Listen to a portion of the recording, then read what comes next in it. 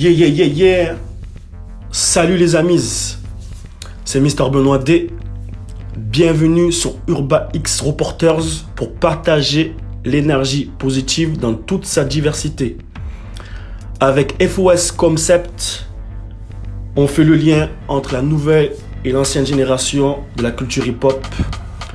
Nous vous présentons un événement, c'est Check-in Jam volume 2, qui sera le 2 avril 2023 sur Marseille.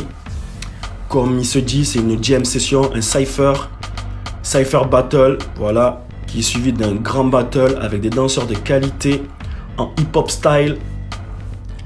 Les danseurs viennent de tous les coins d'Europe et ils sont de qualité avec un DJ de qualité et un jury de qualité.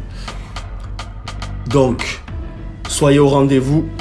Nous vous laissons avec l'interview de Monsieur Dadas qui est à l'origine de ce projet.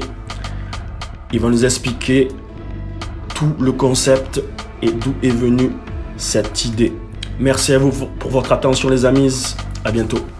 Dadas, organisateur du Check-in Jam. Alors comment tu as trouvé l'idée de cet événement?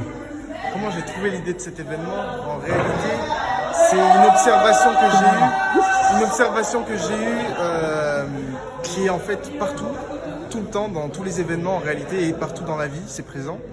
On a toujours pour habitude de se checker, donc de faire des vérifications entre nous en soi, au travail, que ce soit au travail, aptitude professionnelle, personnelle, enfin un petit peu de tout.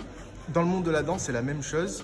Dans la culture américaine, c'est très présent et surtout dans la culture, enfin tout ce qui est gang. Ouais.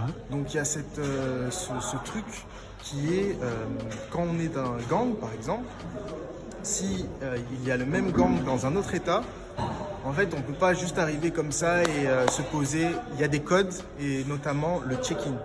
Donc en gros on arrive et il y a... C'est dire bonjour quoi. Voilà. Jogging, bonjour, communiquer, voilà, exactement. transmettre, partager. Mais avant même tout ça, vraiment dans cet aspect-là, c'est nous, pour qu'on te reconnaisse, il va falloir que tu viennes et que tu fasses comme chez nous. C'est ça. Voilà, on va venir, on va te tester. On va voir ce que avec les codes à domicile. Exactement. À domicile. Parce qu'on fait partie de la même culture. Donc tu viens chez nous, maintenant on va voir ce que tu veux, ton parcours, ton expérience, ton identité, yes. Parce que Check-in Battle, Jam. C'est vraiment, on vient et on montre qui on est, c'est l'identité même. C'est pour ça que les DJ avaient des cartes d'identité avec la représentation, en gros ce qui les représente eux. Ah vraiment? Leurs inspirations, d'où ils viennent. Et là, lorsque tu arrives à créer avec plusieurs villes et même d'Europe, on va dire, ouais. Ils venaient d'où là du coup?